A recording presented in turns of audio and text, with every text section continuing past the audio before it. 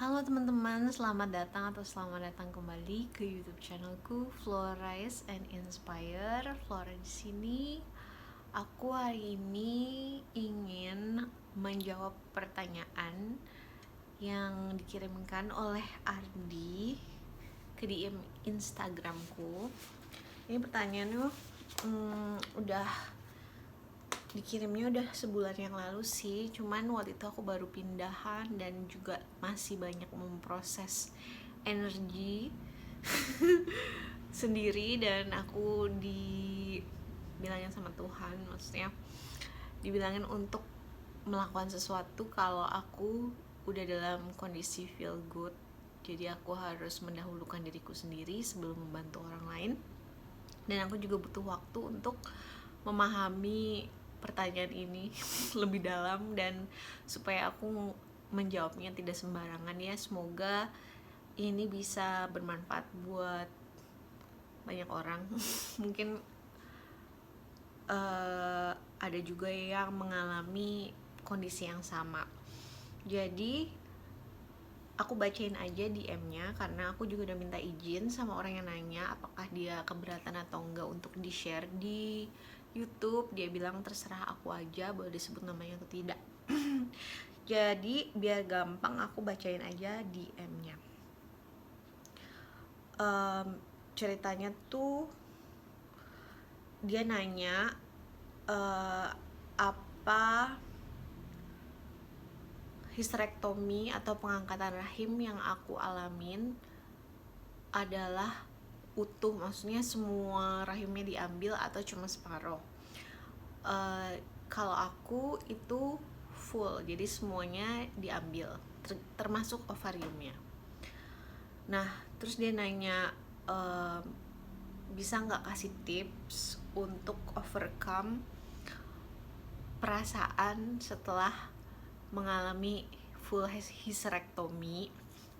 Karena dia bilang gini, aku punya temen barusan lahiran, tapi karena ada pendarahan jadi rahimnya juga harus diangkat. Selama diangkat dia bilang moodnya gak stabil, badannya suka gatel, bawaannya stres. Mungkin kamu bisa bagikan tips untuk overcome itu. Oh iya, temenku juga stres karena plus tekanan dari salah pilih pasangan. Suaminya bukan tipikal yang suportif, yang bisa menerima keadaan, malah menyalahkan istrinya. Sudah berkali-kali diskusi jalan keluar. Perceraian bukan solusi. Mau ndak mau dia harus bisa overcome sifat suami dan mertua. Mungkin kamu ada tips yang bisa jadi konten, ngelakuin apa supaya stay sane and strong. First of all, buat siapapun yang mengalami hysterectomy, menurut aku itu sesuatu yang berat ya buat perempuan, terutama aku sendiri. Waktu itu terjadi tuh aku stres gitu. Ada masanya dimana aku benar-benar stres, maksudnya kayak histeris gitu loh. Jadi teriak, nangis, terus ngamuk-ngamuk gitu, ngamuk-ngamuk di kamarku sendiri sih. Terus ya marah banget, jadi kayak marah banget. Jadi aku bisa ngasih tipsnya ya berdasarkan apa yang aku lakukan setelah itu aja ya. Jadi teman-teman yang mengalami hysterectomy, kalian juga kalau mau mengambil masukan aku, kalian juga harus bisa menggunakan logika dan pemahaman kalian terhadap diri kalian sendiri untuk mengaplikasikannya. Jadi ini kan tips aja kan kayak gitu. Jadi aku nggak mau disalahin ya kalau misalnya apa yang aku share ke kalian terus kalian lakuin, terus pokoknya tanggung masing-masing ya. Kita udah dewasa, jadi bertanggung jawab atas keputusan masing-masing. Jangan nyalain aku kalau ada yang kak aku jadi ini sama suamiku jadi cerai atau aku jadi berantem atau apa gitu ya, pokoknya jangan salahin aku udah kapok disalah-salahin orang melulu, berniat membantu malah disalahin kan males ya say. Anyway, kalau misalnya menurut aku nih ya, kalau orang sudah mengalami histerektomi itu berarti kan rahimnya tuh udah rusak lah ya, maksudnya rahimnya udah hancur. Nah, menurut aku histerektomi itu aja udah pertanda bahwa kondisi jiwa kita itu udah nggak stabil. Bukan setelah histerektomi, sebelum histerektomi udah nggak stabil, sampai kita harus histerektomi itu berarti itu udah apa ya, itu udah hasil akhir sebenarnya. Berarti emosinya itu sudah terpendam sekian lama, bukan setelah histerektomi. Ketidakstabilan emosinya itu udah lama. Histerektomi itu ibaratnya puncaknya. Nah, setelah histerektomi itu terjadi, buat aku jadi sadar kalau selama ini aku punya banyak pendaman emosi. Jadi sama aja sih, sebelum atau sesudah histerektomi sebenarnya kondisi jiwa kita itu sama. Perbedaannya adalah sebelum histerektomi itu kayak terpendam gitu, kayak terpendam. Terus setelah histerektomi keluar gitu. Jadi sebenarnya kalau dilihat secara logika, histerektominya itu membantu melepaskan trigger emosi yang selama ini terpendam gitu teman-teman.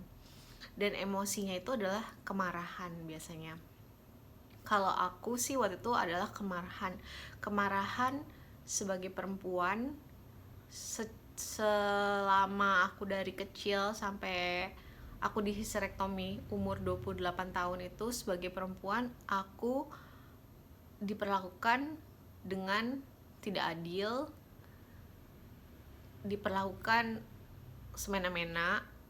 Aku mengalami pelecehan seksual kan, jadi kayak tumpukan apa ya tumpukan amarah sih teman-teman. Jadi benar-benar kalau misalnya saran aku, kalau kalian habis histerektomi merasa tidak stabil, ya kalian, kalau yang aku lakukan adalah waktu itu aku mengekspresikan kemarahan aku. Jadi aku benar-benar mengambil waktu untuk sendiri.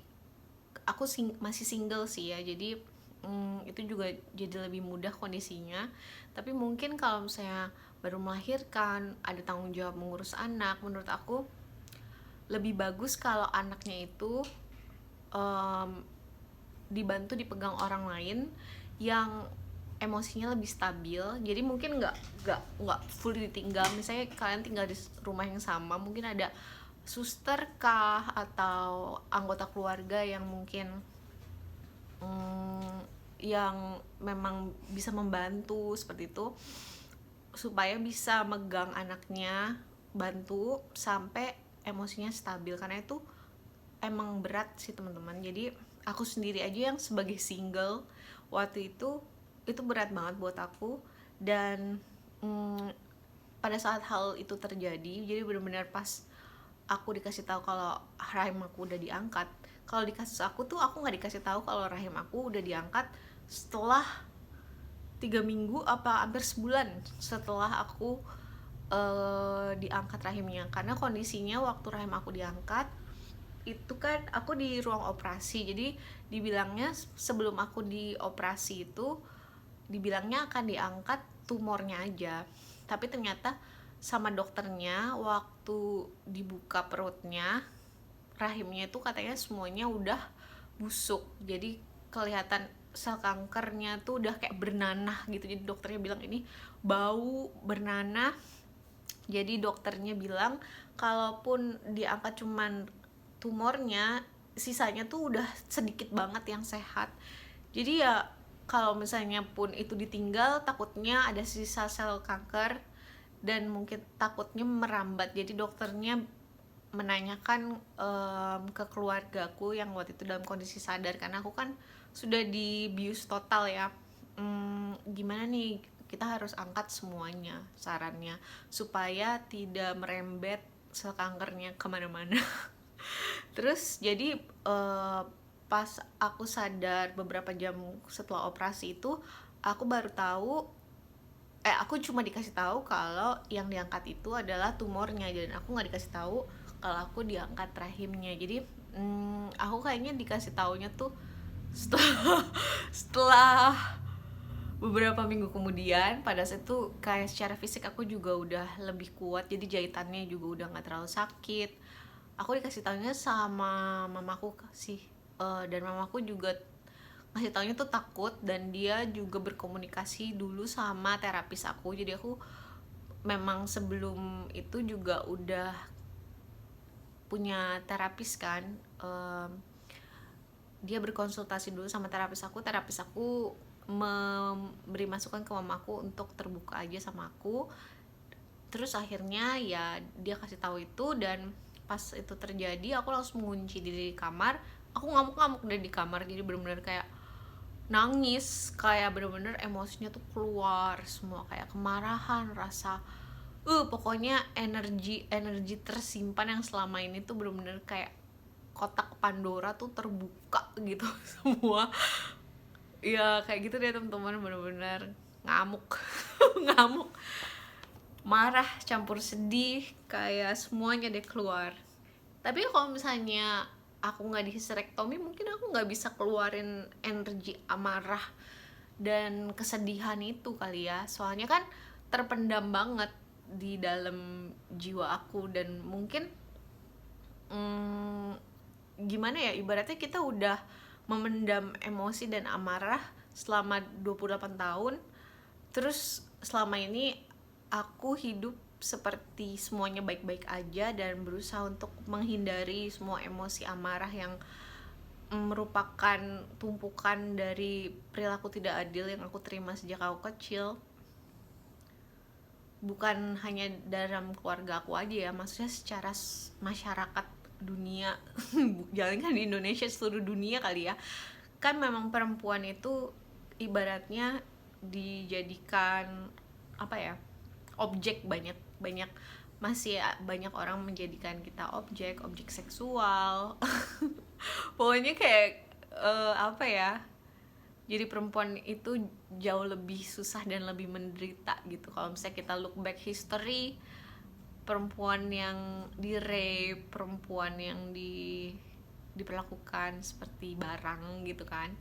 Jadi ya kita sebagai generasi sekarang nih, kita menerima warisan emosi-emosi itu juga. Jadi semua rasa amarah, emosinya itu sebenarnya bukan dari diri kita sendiri aja, bukan dari pengalaman yang kita alami sejak kita kecil sampai kita gede, tapi juga warisan emosi dan trauma dari ibu kita. Terus jadi apapun yang ibu kita alamin waktu dia hamil kita, itu juga kita rasain. Dan ya apapun yang ibu kita alami dari dia kecil sampai gede, itu emosinya juga, energinya ketransfer ke kita. Dan juga nenek kita, neneknya nenek kita. Energinya tuh semua ada di DNA kita sayang. Oh my god, makanya yang namanya proses releasing emosi, releasing energi itu prosesnya sampai kita mati kali ya. Aku sendiri sejak itu terjadi umur 28, itu udah 8 tahun yang lalu ya teman-teman. Sekarang aku udah jauh lebih happy sih. Cuman memang saat ini aku masih memproses energi-energi yang mungkin udah bukan dari generasi aku, tapi udah benar-benar generasi nenek moyang.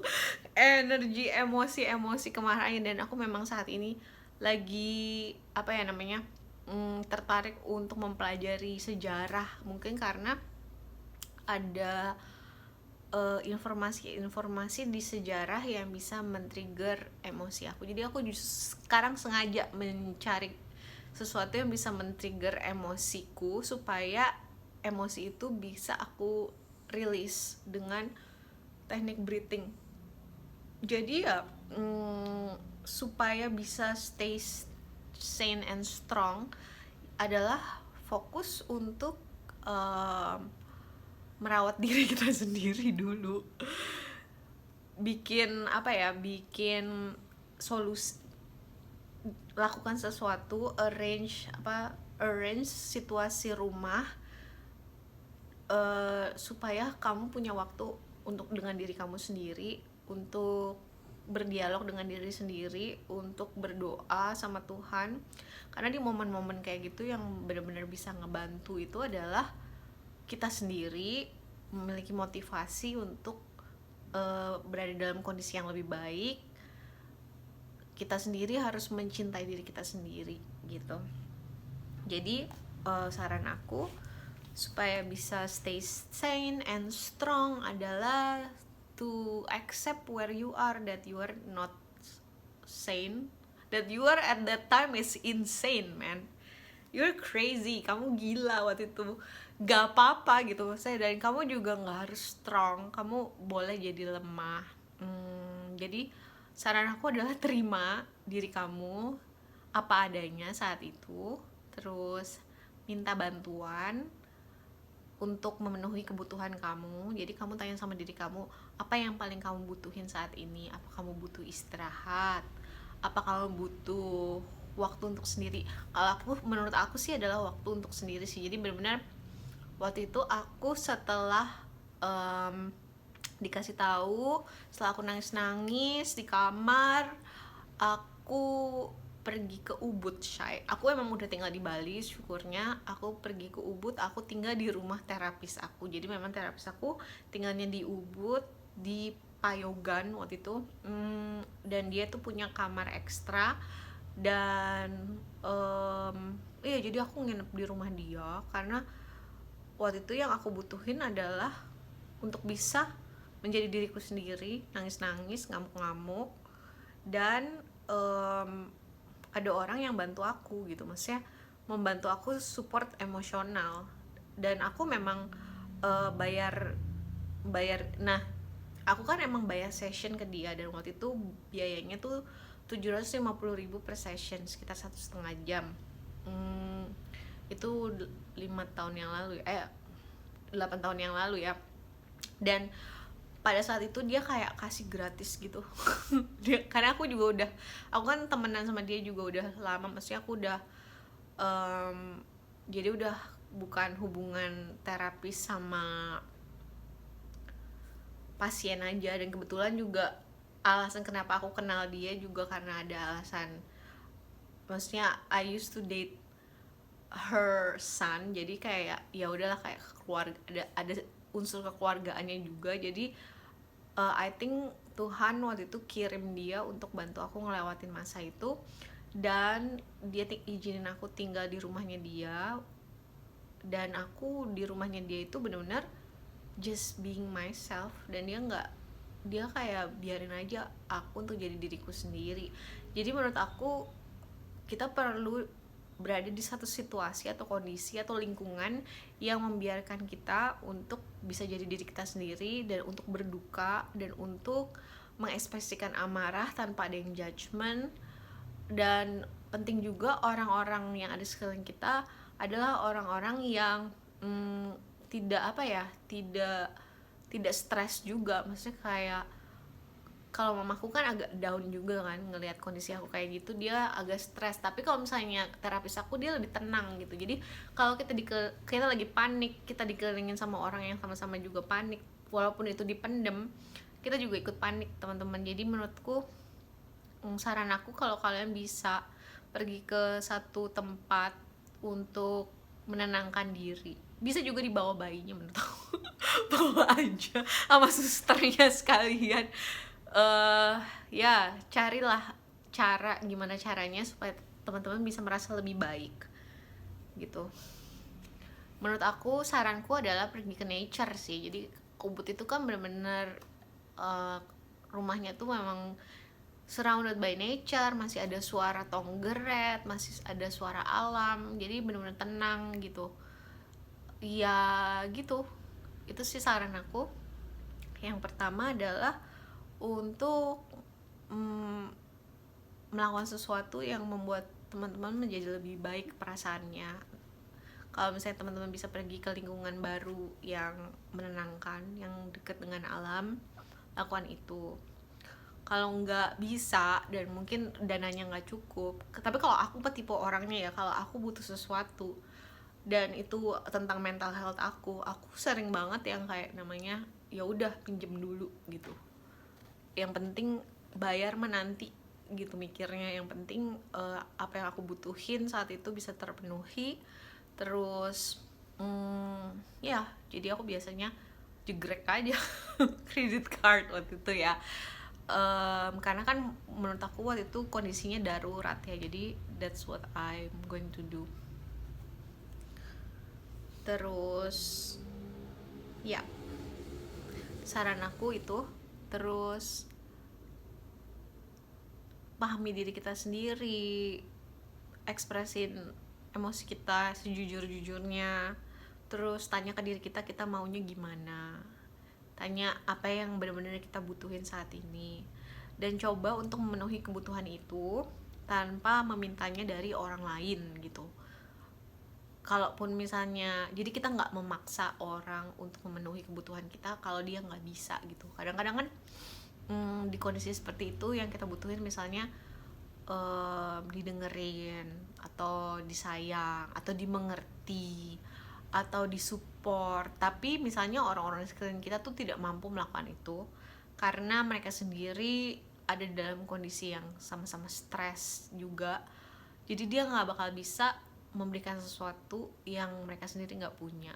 Kayak contoh di cerita ini, mungkin suaminya juga sebenarnya terguncang, mertuanya juga mungkin sama-sama sakit walaupun nggak separah si wanita yang di hysterectomy ini, tapi mereka juga sama-sama orang sakit. Jadi kayak orang sakit tuh nggak bisa membantu orang sakit. Jadi kita kayak itu kan namanya kalau di Bible tuh disebutnya orang buta tuh nggak bisa menuntut orang buta. Jadi kita harus cari bantuan dari orang yang memang memiliki kapasitas untuk membantu kita. Jadi dan kita harus lepasin tuh ekspektasi meminta bantuan dari orang yang memang tidak mampu gitu. Kayak ibaratnya aku mau minjem duit sama orang yang nggak punya duit, gimana ya, kan nggak bisa kan. Jadi kita mesti melepaskan aja ekspektasi dari orang lain dan kita cari orang yang memang mampu menolong kita. Kalau aku selalu kayak berdoa sama Tuhan, tolong tunjukin siapa yang bisa bantuin aku ngelakuin ini, siapa yang jadi aku sekarang udah to the point aja, kayak Tuhan, aku merasa seperti ini, aku butuh orang yang bisa dengerin aku. Ya udah, akhirnya Tuhan pertemukan aku sama terapis ini. Terus ternyata dia harganya mahal. Ya udah, aku cari kerjaan yang bisa bayar dia gitu. Kayak gitu aja gitu. Jadi praktikal aja apa kebutuhannya, penuhi kebutuhan kamu. Nanti kalau misalnya kebutuhan kamu udah dipenuhi, terus rasa sedih kamu sudah ditangisi, rasa marah kamu udah diekspresikan, kamu udah merasa lebih baik, maafin orang lain tuh gampang teman-teman. Itu udah otomatis akan terjadi karena kita emang udah nggak peduli lagi gitu kan. Maksudnya orang lain mau gimana juga, yang penting kitanya udah enak gitu. Jadi menurut aku untuk urusan kayak perceraian kah atau menghadapi mertua lah atau apa, itu nggak usah dipikirin dulu. Pikirinnya yang penting aja dulu, fokus ke diri sendiri untuk memulihkan diri. Nggak apa-apa dibilangin egois lah atau apalah, judgement orang, antepin aja. Kita harus belajar untuk nggak mendengarkan, kayak benar-benar fokusnya tuh. Jadi menurut aku gini, kita kalau orang ngomong apa itu kan kita nggak bisa atur ya. Tapi kalau kita punya tujuan, misalnya kayak aku nih mau pergi ke Indomaret, aku mau beli susu coklat Cimory rasa coklat mint gitu. Misalnya aku udah tahu yang aku butuhin saat ini adalah susu coklat Cimory rasa coklat mint. Maaf ya teman, itu adalah sesuatu yang kemarin baru aku coba, terus kok enak ya, walaupun abis aku kan lactose intolerant ya, aja abis itu aku flaming banyak di sini, tapi kayak it's actually nice, tapi ya udah aku nyobain sekali aja, abis itu aku udah nggak bisa lagi. Aku nggak peduli di sepanjang jalan aku dikatain orang apa, aku jalan aja kan. Jadi kayak bener-bener harus belajar fokus untuk memenuhi kebutuhan kita. Kita harus punya misi, misalnya misinya apa, terus visinya apa, misinya apa. Jadi misalnya visinya butuh itu apa, coklat mint milk, berarti misi aku adalah pergi berjalan ke Indomaret. Nah di perjalanan itu ada orang mau ngapain kan aku nggak peduli ya gitu, karena aku punya fokus itu. Jadi menurut aku teman-teman tentuin goalnya apa yang next, yang benar-benar teman-teman butuhin, terus cari bantuan dari orang-orang yang emang udah menawarkan bantuan ke teman-teman. Jangan cari bantuan dari orang-orang yang kayak juga lagi sama-sama stres gitu loh kayak gitu ya. Gitu aja sih teman-teman, semoga bermanfaat ya. Nanti kalau misalnya udah healthy, udah, it's going to take a while gitu, jadi bersabarlah sama diri sendiri. It's going to be okay gitu, it's going to take time, it's going to be okay. Aku sendiri sih setelah hysterectomy tidak mengambil hormone replacement therapy, karena setelah aku riset katanya itu dari kencing kuda, Shay. Aku nggak tahu ya gimana sekarang, cuma di zaman itu tuh dibilangnya tuh dari horse piss atau apalah gitu. Dan terus ternyata aku riset bahwa ternyata hormon estrogen itu juga bisa diproduksi di daerah lain, kalau nggak salah di otak deh, sama di mana ya, pokoknya ada organ lain deh, aku nggak mau salah sebut, kalau nggak salah limfa atau apa gitulah, nanti gue salah lagi. Jadi teman-teman riset sendiri, jadi jangan khawatir. Estrogen itu ada yang memproses di badan kita. Kalau misalnya rahimnya diambil, ada yang menciptakan hormon itu di bagian tubuh lain. Jadi tubuh kita tuh pintar banget. Dan yang penting itu kalau jiwa kita udah sehat, tubuh kita ikut sehat tuh gampang gitu. Jadi yang penting jiwanya dulu disehatin. Cara nyehatin jiwa adalah yaitu cari yang menenangkan, cari yang membahagiakan. Kalau buat aku sih yang paling menenangkan dan membahagiakan itu adalah nature, berdoa sama Tuhan, terus ya maksudnya meminta bantuan dari orang-orang yang sudah menawarkan bantuan. Jadi yang emang orang-orang yang suportif, kelilingin aja diri kalian sama orang-orang baik. Terus orang-orang yang kayak ibaratnya menjatuhkan atau apa sih namanya, bukannya mendukung malah menjatuhkan, itu teman-teman tutup kuping aja. Kalau bisa jauh-jauh. Kalau aku sih dulu bahkan sampai aku ngeblok WhatsApp mama aku, karena abis itu mamaku tuh jadi kayak agak semi toxic gitu, mungkin karena dia stres juga kali ya. Jadi itulah yang aku lakukan. Tapi ya sekarang udah baik-baik aja gitu, karena memang everything takes time teman-teman. Jadi bersabarlah dan just do things that make you feel better. Put yourself first, gitu aja. Semoga bermanfaat ya teman-teman. Silakan kalau misalnya ada ada pertanyaan lain yang mungkin aku bisa bantu, let me know. Bisa taruh di komen atau bisa DM aku di Instagram aku @floramark atau @floriceinspire, atau ke Gmail aku floramarcella MARCELLA ruslim RUSLIM Aku mungkin nggak bisa langsung bales, dan mungkin aku nggak bales semua pertanyaan juga. Aku akan pilih pertanyaan yang menurut aku belum pernah aku bahas dan yang mungkin akan bisa bermanfaat buat lebih banyak orang.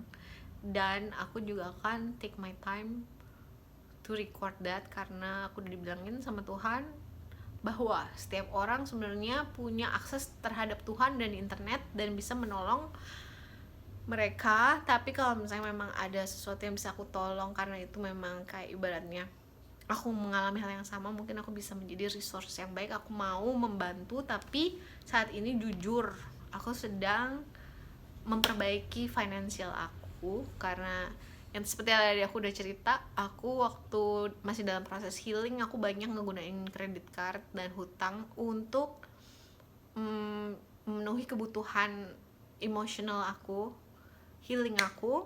Dan sekarang aku lagi bayar semua hutangnya sampai aku debt free, which is berdasarkan schedule itu akhir tahun ini aku bisa benar-benar total kosong hutang. Baru deh aku bisa bantu lagi lebih banyak orang. Jadi sekarang benar-benar waktu aku lagi aku pakein untuk financial freedom.